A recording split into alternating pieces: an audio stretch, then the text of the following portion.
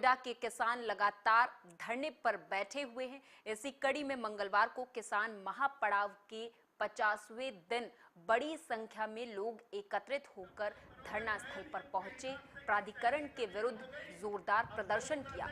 आज के धरने की अध्यक्षता जगदीश नंबरदार ने की और संचालन टीकम नागर ने किया। किसानों के धरने को समर्थन देने के लिए आजाद समाज पार्टी के राष्ट्रीय अध्यक्ष चंद्रशेखर आजाद और आम आदमी पार्टी के सांसद संजय सिंह पहुंचे। वहीं किसान नेता पूनम पंडित, समाजवादी पार्टी, राष्ट्रीय लोकदल और कांग्रेस पार्टी विभिन्न संगठनों के नेताओं ने भी अपना समर्थन इसे दिया है। कैसा कानून है भाई आपका? आपने प्राधिकरण के अंदर गांव शामिल कर लिया। पुराने नियम के हिसाब से गांव की जमीन लेते तो 4 गुना दाम देना पड़ता जमीन का। तो जमीन को जब कब्जा करोगे तब तो करोगे नए नियम के हिसाब से कि शहरी जमीन हो गई, अब 2 गुना से ज्यादा दाम नहीं देंगे। और आज भी वो गांव की परिस्थितियों में जी रहे हैं। इसलिए ये कानून का बदलाव होना चाहिए। अगर आप शहरी हिसाब से हमारी जमीन को ले रहे हैं तो शहरी सर्किल रेट लागू करो, और अगर ग्रामीण हिसाब से हमारी जमीन ले रहे हो तो 4 गुना मुआवजा किसान को मिलना चाहिए। इससे जायज लड़ाई और क्या हो सकती है? इससे जायज बात और क्या हो सकती है? इसलिए जुलाई में संभवतः 20 जुलाई से पता चल रहा है देश की संसद चलने वाली है। मैं आपको वादा करके जा रहा हूं, पार्लियामेंट चली इसलिए कहता हूं कि झगड़ा हो जाता है बार बार भाजपाइयों से। अगर चली पार्लियामेंट तो पहला मुद्दा आपका मुद्दा उठेगा देश की संसद में। आपका मुद्दा उठेगा। ये नहीं हो सकता कि एक आदमी के नाम तो पूरा देश नीलाम कर दो, एक आदमी के नाम पे सारा देश नीलाम कर दो, आकाश में चले जाओ तो जहाज अडानी का। ईडी के अधिकारियों के द्वारा सेंथिल बालाजी को हिरासत में लिए जाने पर एनसी नेता उमर अब्दुल्ला का बयान सामने आया। उन्होंने कहा कि ये कार्रवाई किस रियासत में नहीं हुई या किस विपक्षी दल के साथ नहीं हुई, यह हमारी सियासत करने का एक छोटा सा हिस्सा है। जिस तरह से सीबीआई ने उन मंत्रियों के साथ बर्ताव किया, हम उसकी निंदा करते हैं। मेडिकल रिपोर्ट के अनुसार उनको बाईपास सर्जरी की जरूरत है। इस दौरान उमर अब्दुल्ला ने विपक्ष की एकता पर भी सवाल उठाए हैं। आप भी सुने। काफी वक्त से ऐसा लग रहा है कि जम्मू कश्मीर में एक भयानक मसला है, वो है ड्रग एडिक्शन का। ये एक पॉलिटिकल इशू नहीं है, ये एक सोशल इशू है। इससे जम्मू कश्मीर के फ्यूचर को जो है बहुत ही ज़्यादा खतरे में डाला जा रहा है। और अफसोस की बात यह है कि हुकूमत तस से मस नहीं। आज तक हमने टूरिज़्म पे बयान देखे, हमने इन्वेस्टमेंट पे बयान देखे, हमने G20 पे बहुत नाच गाना देखा, लेकिन इस बहुत बड़े मसले पे हुकूमत के तरफ से एक भी जिक्र नहीं। हालांकि ड्रग एडिक्शन के वजह से क्राइम बढ़ रहा है, मर्डर्स हो रहे हैं, और इस मीटिंग को बुलाने के 2 मकसद थे। एक तो हम चाहते हैं कि गवर्नमेंट इस इशू को और ज़्यादा संजीदगी से लें, और दूसरा हम अपने तरफ से एक रोड मैप तैयार करके पेश करना चाहते हैं कि हमारे नज़रिए में इस मसले को किस तरह से निपटाया जा सकता है। यही आज की मीटिंग का मकसद था। लेकिन अब जहाँ से भी आए, इस्तेमाल तो यहाँ हो रहे हैं ना, और अगर आ रहे हैं तो कहाँ से आ रहे हैं? सरहद पार करके आ रहे हैं। तो एक तरफ से तो आप हमें कहते हो कि यहाँ सरहद के ऊपर से परिंदा भी गुजर नहीं सकता। अगर परिंदा नहीं गुजर सकता तो ये ड्रग्स कैसे आ रहे हैं? कहीं ना कहीं हमारे फेंस में कोई कमज़ोरी है, कहीं ना कहीं हमारा जो एंटी इन्फिल्ट्रेशन ग्रिड है उसमें कमज़ोरी है, क्योंकि ये ड्रग्स तो आ रहे हैं, अगर पंजाब के थ्रू आ रहे हैं तो ये बॉर्डर, पंजाब और जम्मू कश्मीर के बॉर्डर पे क्यों नहीं रोके जा रहे हैं, और अगर एलओसी के थ्रू आ रहे हैं तो कैसे आ रहे हैं? गवर्नमेंट को इसका जवाब देना होगा। मैं ब्लेम गेम में नहीं पढ़ रहा हूँ, मैं तो कहता हूँ कि अगर ये ड्रग्स आ रहे हैं तो हमारे ही लोग इस्तेमाल कर, ब्लेम गेम में नहीं पढ़ रहा हूँ, मैं तो कहता हूँ कि अगर ये ड्रग्स आ रहे हैं तो हमारे ही लोग इस्तेमाल कर रहे हैं। हम चाहते हैं कि यहाँ का इस्तेमाल बंद हो जाए। लखीमपुर खीरी से अगली खबर है, जहां आपको बता दें कि जिला अस्पताल में पत्रकार से हुई बदसलूकी का मामला अब तूल पकड़ने लगा है। पत्रकार एकता संघ के बैनर तले पत्रकार को इंसाफ दिलाने के लिए पत्रकार एकता संघ ने कहा कि अधिकारियों के द्वारा इस मामले की निष्पक्ष जांच हो। पत्रकार के पास है सबूत, संबंधित अधिकारियों को भी जांच के लिए पत्रकार एकता संघ ने ये गुजारिश की है और कहा है कि अगर इस मामले में निष्पक्ष जांच नहीं हुई तो वो प्रदर्शन करने के लिए मजबूर हो जाएंगे। जी क्यों नहीं ऑन करेंगे? क्यों ऑन करो? क्यों ऑन करो? तो करना क्या है तुमका? क्या करना करना क्या है? हाँ क्या बाहर से लाके नहीं दी? बाहर से 9 नहीं बजे के लाके बाद दी। बंद हो जाती है दुकान। बाहर से नहीं लाके दी। यहाँ से दिया, यहाँ से दिया, यहाँ से दिया। हाँ तो ठीक है, जाओ चलो बस हम करें, तो ठीक है, खड़े रहो। हम बाकी तो हम कुछ उनसे बोल आप बता रहे हो ना यहाँ से हमने दिया। कोई बात अभद्र शब्द कहा हो तो बताइए। अरे आप नहीं आज क्यों नहीं ऑन करेंगे? क्यों ऑन करो? क्यों ऑन करो? तो करना क्या है तुमका? यूपी के सीएम योगी आदित्यनाथ आज अयोध्या के दौरे पर आए हैं। शाम 6 बजे के करीब सीएम योगी अयोध्या पहुंचेंगे, जहां सबसे पहले अयोध्या मंडल की समीक्षा बैठक करेंगे और उसके बाद विकास कार्यों की आयुक्त सभागार में समीक्षा बैठक करेंगे। रात में सीएम योगी अयोध्या में ही रहेंगे और 15 जून की सुबह रामलला हनुमानगढ़ी का दर्शन पूजन कर राम मंदिर निर्माण की प्रगति का जायजा लेंगे।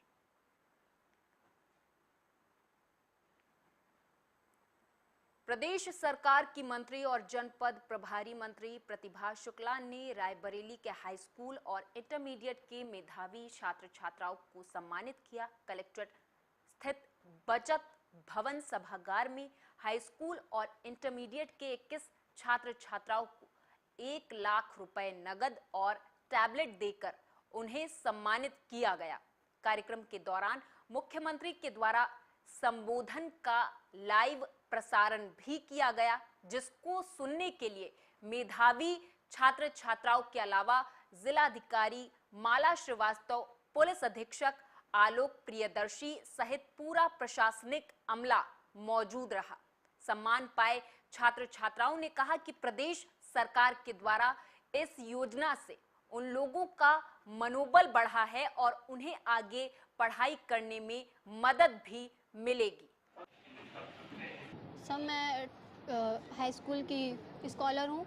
मेरे डिस्ट्रिक्ट में फर्स्ट रैंक है और यूपी में 9th रैंक है। मेरा टोटल परसेंटेज 96.7% है। क्या क्या मिला तुम्हें और जो ये सामूहिक रूप से कार्यक्रम हुआ उससे तुम कितना ज़्यादा खुश हो? खुश तो बहुत है और मुझे टैबलेट मिला है, 1 लाख रुपीज़ मिले हैं और मेडल मिला है। आज हमारे लिए बड़े गर्व की बात है कि हमारे मुख्यमंत्री जी ने पूरे उत्तर प्रदेश में सारे मेधावी छात्रों को सम्मानित किया है और हम समझते हैं कि ज्ञान और प्रतिभा जो बच्चों के अंदर टैलेंट है उसको निखारने के लिए हमारे मुख्यमंत्री सतत प्रयत्नशील हैं और नकल विहीन परीक्षा को शुरू करके और अभ्युदय कोचिंग को प्रारंभ करके शिक्षा की दिशा में एक नया कीर्तिमान स्थापित हुआ है। और हम समझते हैं कि आज ये हमारे लिए बड़े गर्व की बात है कि हमारे जो बच्चे हैं उनको बड़ा सम्मान मिल रहा है। देखिए, सम्मान से प्रोत्साहन मिलता है और बच्चे आगे बढ़ते हैं। हमारे रायबरेली में 21 बच्चों को सम्मानित किया जा रहा है, जिसमें 11 बच्चे तो हमारे प्रदेश में हैं और 8 बच्चे हमारे राजश्री। अगली खबर यूपी के प्रयागराज से है, जहां पर गंगा में नहाते समय आरएएफ जवान सहित 4 लोगों के डूबने से उनकी मौत हो गई। वहीं मिली जानकारी के मुताबिक बता दें कि आरएएफ जवान उमेश अपने बेटे विवेक, बेटी और पड़ोसी के बेटे के साथ करीब 7 बजे शिवकुटी पहुंचे थे और यहां पर गंगा में स्नान करने लगे। नदी के बीच बने टीले पर जाते समय बच्चे डूबने लगे। उमेश ने उन्हें बचाने की कोशिश की, लेकिन बच्चों सहित वे गंगा में समा गए। वहीं सूचना पाकर रैपिड एक्शन फोर्स के दूसरे जवान और गोताखोर मौके पर पहुंचे। काफी प्रयास के बाद उमेश, विवेक और पड़ोसी और उमेश की बेटी का शव बरामद हुआ है। उमेश का कुछ दिन पहले बता दें आपको कि श्रीनगर ट्रांसफर हुआ था। सुबह हम लोग सुबह उठे तो 6 बजे गंगा जी में गए हैं। उसके बाद मतलब हम 7 बजा है तो हम बोले कि अपने हस्बैंड से जो 7 बज गया अभी तक ये लोग नहीं आए, फ़ोन करिए तो बोल रहे हैं अच्छा आएगा। तब तक दूध वाला कॉल किया है तो वो बोला है कि आपके गया लोग नहाने, तो पुलिस वाले उठाए वहाँ के, तो बोले कि 3 आदमी मर चुका है। उमेश यादव आज सुबह स्नान करने के लिए अपने 3 बच्चों के साथ में घर से गंगा घाट गए थे, जहां पे कि एक बच्चा टीले पे डूबने के दौरान एक दूसरे को बचाने में तीनों डूब गए। और सबसे बड़ी बात यह रही कि उमेश यादव खुद भी डूब गए। उमेश यादव आज सुबह स्नान। मुरादाबाद की बिलारी में नगर पालिका परिषद बिलारी नवनिर्वाचित चेयरमैन रघुराज यादव ने सभी सभासदों के साथ बैठक की। इस दौरान क्षेत्रीय विधायक मोहम्मद फहीम इरफान भी मौजूद रहे। इस दौरान उन्होंने कहा कि बोर्ड बैठक में सभी सभासदों की सहमति से कोई भी विकास कार्य नगर पालिका परिषद के अंतर्गत कराया जाएगा। गांधी मूर्ति उसी में अंदर एक पार्क को बहुत अच्छा वो बना रहे हैं, जिसमें रैन बसेरा था। उसकी आगे की दीवार तोड़कर एक किचन, लाइव किचन देने का काम करेंगे। उसमें आपका सुझाव बाद में बताते रहना। और उसमें एक आने जाने जो रात को 3 दिन जो रहेंगे वो फैमिली के लिए रहेंगे। उसमें कोई ऐसा आदमी नहीं घूमेगा उस पार्क में। और सुबह का टहलने का पार्क होगा जो निःशुल्क होगा। और जो उसके चारों तरफ पब्लिसिटी लगाई जाएगी, वो एड जो भी होगा वो भी उसका जो शुल्क रखा जाएगा, वो भी आप सबों की राय मशवरा से रखा जाएगा। दिल्ली के मुख्यमंत्री अरविंद केजरीवाल ने एक संयुक्त प्रेस कॉन्फ्रेंस कर केंद्र सरकार और एलजी को आड़े हाथों लिया। साथ ही प्रेस वार्ता की शुरुआत सीएम केजरीवाल ने अध्यादेश के खिलाफ दिल्ली के लोगों का साथ देने का निर्णय लेने के फैसले पर सीपीआई का शुक्रिया भी अदा किया है। आपको सुनाएंगे। ये बिल्डिंग में मैं पहले खूब आता रहता था और उनकी पूरी टीम के साथ मेरा बहुत पुराना रिश्ता है। सीएम बनने के बाद शायद पहली मेरी विजिट, मेरी पहली विजिट है। लेकिन जब एनजीओ में मैं काम किया करता था तो उनकी वाइफ के साथ भी, कॉमरेड डैनी राजा के साथ भी हम झुग्गी बस्तियों में खूब काम करते थे। सो बहुत पुरानी दोस्ती है, बहुत पुराना रिश्ता है। आज वापस इस बिल्डिंग में आके पुरानी यादें भी ताज़ा हुई और बहुत अच्छा लगा आपसे मिलके एज ए सीएम। सो मैं बहुत बहुत शुक्रिया अदा करता हूँ कि सीपीआई ने अपना सपोर्ट अनाउंस किया है आम आदमी पार्टी नहीं, दिल्ली के लोगों के लिए। दिल्ली के 2 करोड़ लोगों का ये जनतांत्रिक अधिकार है, दिल्ली के लोगों का ये हक है कि जिस सरकार को, आज हमारी सरकार है, कल किसी की भी सरकार हो सकती है, तो जिस सरकार को वो चुन के भेजें उस सरकार को काम करने की सारी शक्तियाँ होनी चाहिए, पावर होनी चाहिए। ये तो एक बेसिक जनतांत्रिक अधिकार है जिसको छीना गया है। तो आज सीपीआई ने अपनी सपोर्ट जनता के लिए, जनता के साथ दिल्ली के लोगों के लिए जाहिर की है। इसके लिए मैं आपका बहुत बहुत शुक्रिया अदा करता हूँ। एक और इसके अंदर प्रोविजन है, चीफ सेक्रेटरी को ये पावर दे दी गई है कि वो डिसाइड करेगा कि कैबिनेट का कौन सा डिसीजन लीगल है और इलीगल है। कैबिनेट सुप्रीम होती है, जैसे देश की कैबिनेट सुप्रीम है, राज्य की कैबिनेट सुप्रीम होती है।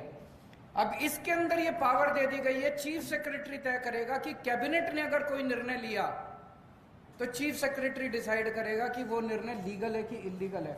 अगर उसे लगता है कि इलीगल है तो वो एलजी को रेफर करेगा, और एलजी को पावर दी गई है, वो किसी भी कैबिनेट के डिसीजन को पलट सकता है।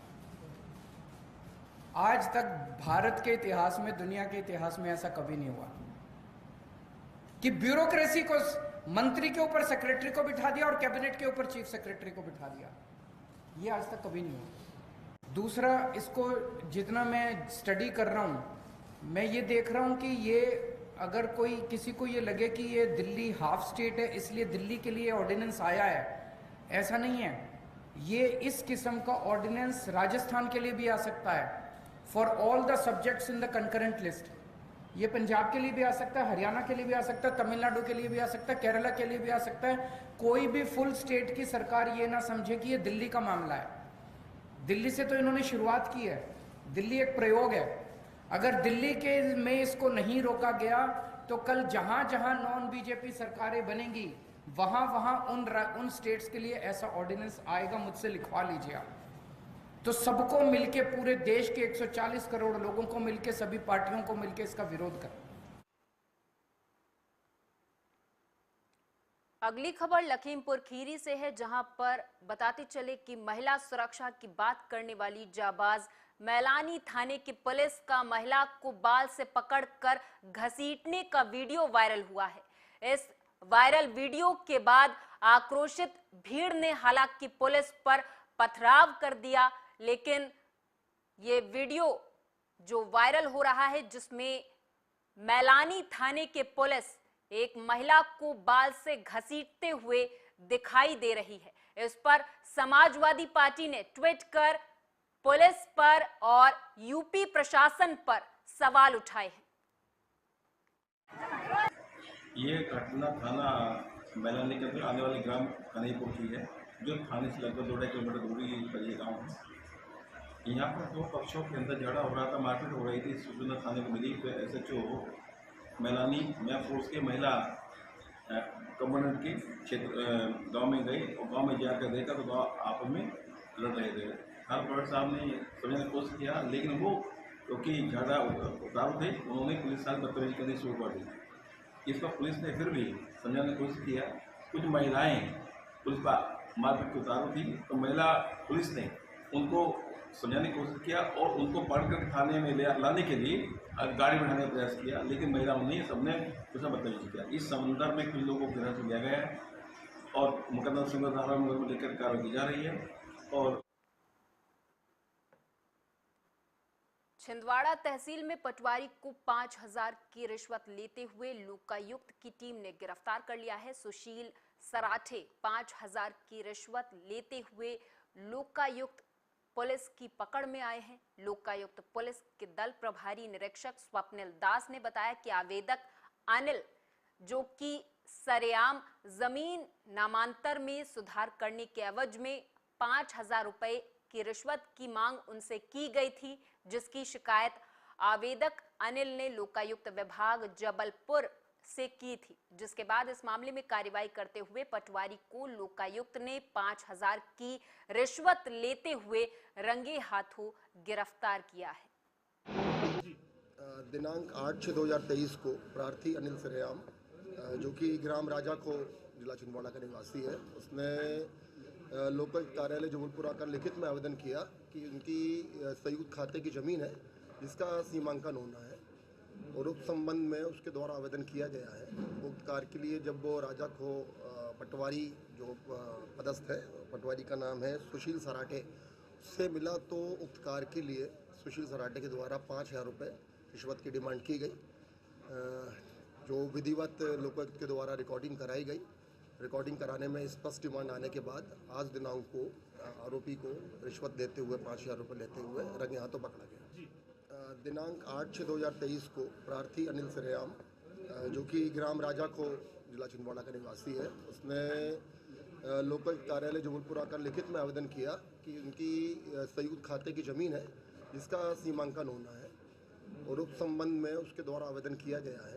उक्त कार्य के लिए जब वो राजा खो पटवारी जो पदस्थ है, पटवारी का नाम है सुशील सराटे, उससे मिला तो उक्त कार्य के लिए सुशील सराटे के द्वारा 5,000 रुपये रिश्वत की डिमांड की गई, जो विधिवत लोकायुक्त के द्वारा रिकॉर्डिंग कराई गई। रिकॉर्डिंग कराने में स्पष्ट डिमांड आने के बाद आज दिनांक को आरोपी को रिश्वत देते हुए 5,000 रुपये लेते हुए गाजियाबाद के लूनी से बीजेपी विधायक नंद किशोर गुर्जर ने दिल्ली के मुख्यमंत्री अरविंद केजरीवाल के खिलाफ मुकदमा दर्ज कराने के लिए वे लूनी थाने पहुंचे। इस दौरान उन्होंने केजरीवाल के द्वारा सनातन धर्म विरोधी टिप्पणी करने का आरोप लगाया है। कंपनी से जो इनके तार जुड़े हुए इनके विधायकों के जो लेकर आ रहे हैं, इन्होंने उनसे फंडिंग लेकर के बालासोर की घटना कराई है और मूर्तियां तोड़वाने का काम किया है। इसको जांच में शामिल किया जाए और जांच में शामिल करने तक, क्योंकि अगर ये इन्होंने दिया है मानसिक दिवालियापन से तो भी मुख्यमंत्री के रहने लायक नहीं है। और अगर इन्होंने बाबा भोलेनाथ को जिम्मेवार ठहराया है, केवल हिंदू सनातन धर्म तो मानता ही है, हमारे सिख धर्म के लोग और बहुत से जो अन्य मत और मजहब हैं वो भी भगवान भोलेनाथ को मानते हैं। तो दुनिया के अंदर इस बात का गुस्सा है कि भगवान भोलेनाथ जो दुनिया का कल्याण करते हैं वो हत्याएं कैसे कर सकते हैं, ट्रेन की दुर्घटना कैसे करा सकते हैं, कैसे सप्तऋषियों की मूर्ति तोड़ सकते हैं जो सप्तऋषि उनके भक्त हैं, अनुयायी हैं। तो ये जो बात उन्होंने कही है, दोनों ही बात में वो मुख्यमंत्री के रहने लायक नहीं है। उन्हें मुख्यमंत्री के पद से हटाना चाहिए और वहाँ राष्ट्रपति शासन लगना चाहिए इमीडिएट। बुलंदशहर में विश्व रक्तदान दिवस के उपलक्ष्य में पालिका परिसर में शिविर लगाया गया, जहां चेयरमैन पति भगवान दास सिंघल ने चेयरमैन के पति ने फीता काटकर इसका शुभारंभ किया। शिविर में सैकड़ों समाज सेवियों ने रक्तदान किया है। बताते चले कि रक्तदान करना किसी जरूरतमंद को जीवन देना इसके बराबर माना जाता है। स्वास्थ्य चैरिटेबल ब्लड बैंक के सौजन्य से ये शिविर लगाया गया था। रक्तदान करने वाले लोगों को इस दौरान सर्टिफिकेट दिए गए हैं।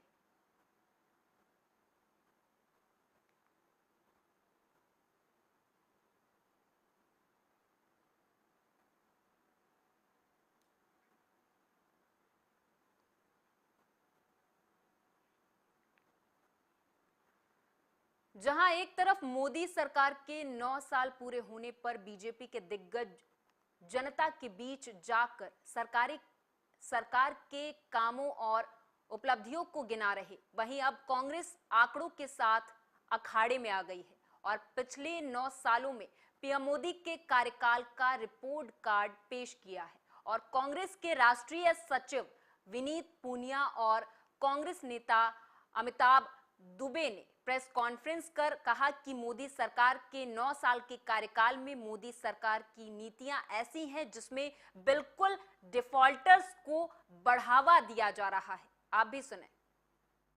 जिस प्रकार से रिजर्व बैंक ऑफ इंडिया ने अपनी नीति में अचानक बदलाव करते हुए नीरव मोदी, मेहुल चोकसी, संदेशरा, विजय माल्या जैसे विलफुल डिफॉल्टर्स, हम अंडरलाइन करना चाहते हैं विलफुल डिफॉल्टर्स, जानबूझकर जिन्होंने डिफॉल्ट किया, लोन लिया और बाद में डिफॉल्ट किया, देश से भागे या देश के अंदर रहे, ऐसे डिफॉल्टर्स को दोबारा की गई धोखाधड़ी को माफ करने के लिए और उनके लिए चोरों के लिए एक चोर दरवाजा खोलने के लिए एक रिजर्व बैंक ऑफ इंडिया ने एक पॉलिसी चेंज किया है। अब ये विलफुल डिफॉल्टर्स कौन हैं? एक लोकसभा में पिछले साल एक क्वेश्चन आया था और मैं आपको दिखाना चाहता हूं। ये टॉप 50 लोन डिफॉल्टर्स की लिस्ट है सरकार के अनुसार। इनका कुल ऋण 95,000 करोड़ से ज्यादा है और पहला नाम आता है गीतांजलि जेन्स लिमिटेड। ये है मेहुल भाई चोकसी की कंपनी। तो जैसे कि विनीत जी ने कहा, नीरव मोदी, ललित मोदी, आपको पैटर्न दिखाई दे रहा है, मेहुल चोकसी, विजय माल्या, इस प्रकार के लोगों के लिए सरकार लगातार काम कर रही है।